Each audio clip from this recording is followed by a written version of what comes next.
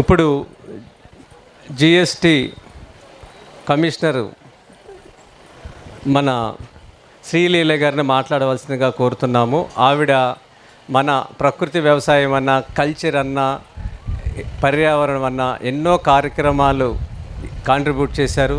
గత కార్యక్రమానికి కూడా వచ్చి 2 days ఇక్కడ ఉండి వెళ్ళారు. అందరికీ నమస్కారం. గురువు గారు అయినటువంటి శ్రీ విజయరామ్ గారికి, అదేవిధంగా శబలా సభకు ఇచ్చేసినటువంటి రైతు సోదరులకు, అదేవిధంగా so many people different places నుంచి సేంద్రియ వ్యవసాయం మీద అవగాహన కోసము వచ్చినటువంటి అందరికీ కూడా నా నమస్కారాలు. మొట్టమొదటిగా సార్ అడుగుతూ ఉన్నారు, నేను వచ్చినప్పటి నుంచి ఇప్పటికి 2-3 సార్లు రిపీట్ చేశారు, ఎంతమంది సిటీని వదిలివేసి గ్రామానికి వెళ్ళిపోతారు అని చెప్పేసి. మనమంతా కూడా సిటీకి అలవాటు పడిపోయిన ప్రాణుల్లాగా అక్కడే ఉండాలి అని చెప్పేసి, అక్కడ ఉన్నటువంటి ఫెసిలిటీస్ని అనుభవించాలని చెప్పేసి అనుకుంటూ ఉంటాము.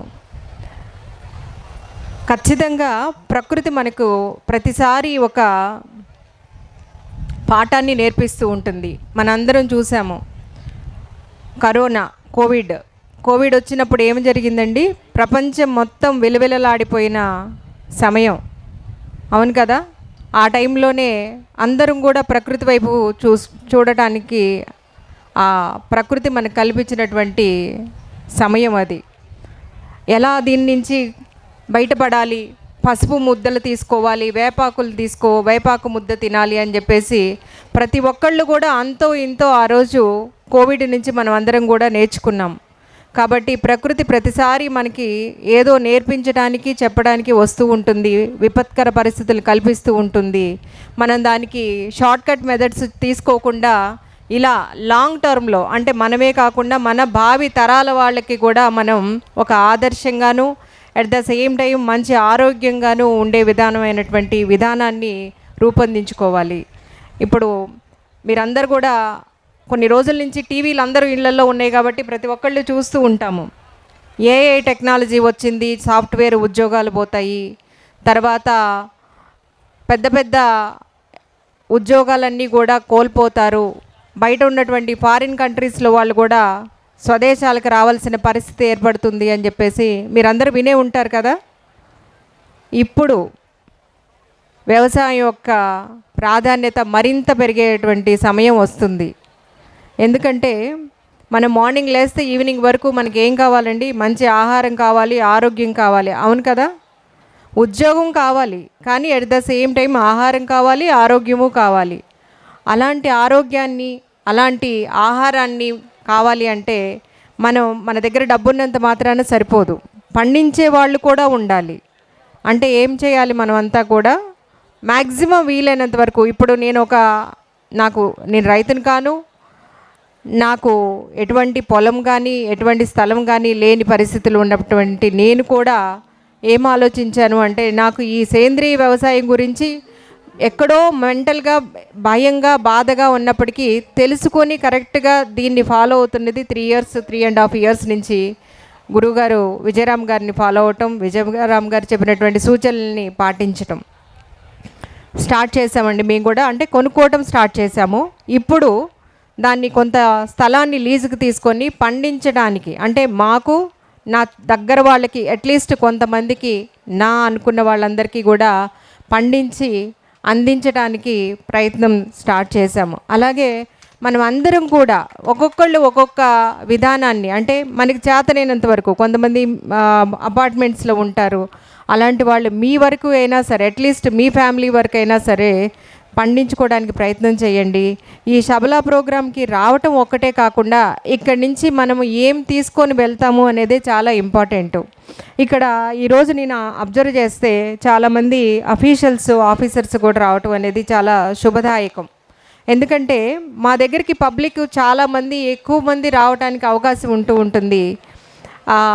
నేను అంటే ఎస్పెషల్లీ నేనైతే ఎప్పుడు ఒక 3.5 years నుంచి విజయరామ్ గారిని ఫాలో అవుతున్నానో, అప్పటి నుంచి ఎవరు వచ్చినా సరే ఈ సేంద్రియ వ్యవసాయం గురించి మాట్లాడి ఒక టాపిక్ తీసుకొని వాళ్ళకి ఎక్స్ప్లెయిన్ చేసి ఈ ఇటువైపుకి వెళ్ళటానికి ఎక్కడైనా అవకాశం ఉంటే కనుక వాళ్ళకి మన వాళ్ళ యొక్క నెంబర్స్ ఇవ్వటమో లేకపోతే వాళ్ళకి సూచనలు చేయటమో నాకు తెలిసినంత వరకు కూడా. ఎందుకంటే ఒక అఫీషియల్ దగ్గరికి నెంబర్ ఆఫ్ పీపుల్ రావడానికి ఎక్కువ ఆస్కారం ఉంటుంది కాబట్టి మీరందరూ కూడా జస్ట్ ఊరికి అటెండ్ అవ్వడమే కాకుండా మీ పరిధిలో ఎవరు వచ్చినా సరే దాని మీద అవగాహన కల్పించడానికి ట్రై చేస్తారని చెప్పేసి కోరుకుంటున్నానమ్మా. తర్వాత నేను విజయరామ్ గారు చెప్పారు చిన్న చిన్న ప్రోగ్రామ్స్, నాదెంత చిన్న వీళ్ళ సముద్రంలో ఒక నీటి బొట్టు అంత శ్రమ, నీటి బొట్టు అంత పని మాత్రమే చేశాను, నాకు కూడా తెలుసు. బట్ సమయానుభావం కావచ్చు, లేకపోతే మాకున్నటువంటి పరిస్థితుల వల్ల కావచ్చు, కొన్ని పనులు చేయలేనప్పటికీ కూడా లోపల ఇంటర్నల్గా ఎప్పటికీ రన్ అవుతూనే ఉంటుంది ఆ యొక్క బాధ. సమాజం ఎటో వెళ్ళిపోతుంది, అనారోగ్యం వైపుకు నడుస్తుంది అని చెప్పేసి బాధ కలుగుతూ ఉంటుంది. ఈ సందర్భంగా మీ అందరికీ ఒక విషయం చెప్తూ ఉన్నాను. బసవతారకం హాస్పిటల్లో మేము మా ఫ్రెండ్స్ అందరు కలిసి భోజనం ఇవ్వటం ఒక ఆనవాయితీగా ఒక 10-11 సంవత్సరాల నుంచి జరుగుతూ ఉంది. అక్కడికి వెళ్ళినప్పుడు ఎంతో మానసిక వేదన కలుగుతుంది. అంటే ఎందుకు నేను ఇటువైపుకు వచ్చాను అనేది ఎప్పుడైనా ఆలోచిస్తూ ఉంటాను. అంటే కంప్లీట్గా బాగా రావాలి. ఇప్పుడు నాకున్నటువంటి ప్రోగ్రామ్ షెడ్యూల్, టైట్ షెడ్యూల్లో కూడా హైదరాబాద్ నుంచి నేను ఇంత దూరం రావాలంటే నాకు తెలుసు, సార్కి కూడా ఐడియా ఉంది, చాలా toughest time for me. Even though రావాలి, పార్టిసిపేట్ చేయాలి. అట్లీస్ట్ అంటే ఈవిడికి ఎటువంటి సంబంధం లేని ఈవిడ కూడా సేంద్రీయ వ్యవసాయం చేయండి, సేంద్రీయ వ్యవసాయం చేస్తే బాగుంటుందని చెప్తే అట్లీస్ట్ కొంతమంది అయినా సరే దానికి పాటిస్తారని చెప్పేసి, ఆ మాటకి ఆకర్షితులు అవుతారని చెప్పేసి నేను ఇంత దూరం రావటం జరిగింది.